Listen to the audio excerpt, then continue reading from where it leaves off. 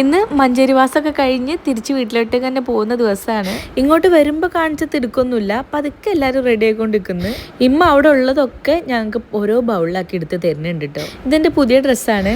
താത്ത ഇപ്പോൾ ചൂടോടെ തയ്ച്ച് കൊണ്ടുവന്നതാണ്. അവളുടെ സ്റ്റിച്ചിങ്ങിൻ്റെ യൂട്യൂബ് ചാനലിലേക്ക് ഇടാൻ വേണ്ടിയിട്ട് എന്നെ ഇട്ടിട്ടുള്ള ഒരു വീഡിയോ എടുത്തതാണ് കേട്ടോ. അങ്ങനെ എല്ലാവരും റെഡിയായി മുറ്റത്തേക്ക് എത്തിയിട്ടുണ്ട്. ഇനി അത് എന്ന് പറഞ്ഞിട്ട് ഒരു കുറച്ചേരം കൂടി അവിടെ മുട്ടി തിരിഞ്ഞിട്ടേ ഞങ്ങൾ ഇറങ്ങുള്ളൂ കേട്ടോ. വണ്ടിയിലേക്ക് കയറ്റാൻ വേണ്ടി ബാഗുകളൊക്കെ റെഡിയാണ്.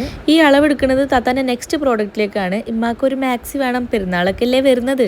അങ്ങനെ അതും കഴിഞ്ഞ് എല്ലാവർക്കും ഒരു ബൈ ബൈ, ഉമ്മാക്കൊരു ഉമ്മയൊക്കെ കൊടുത്ത് ഞങ്ങൾ ഇറങ്ങി. ഇപ്രാവശ്യം താത്തയുണ്ട് കൂടെ. ഇവളെ അരീക്കോട് ഡ്രോപ്പ് ചെയ്തിട്ട് വേണം എനിക്ക് കോഴിക്കോട് പോകാൻ വേണ്ടിയിട്ട്.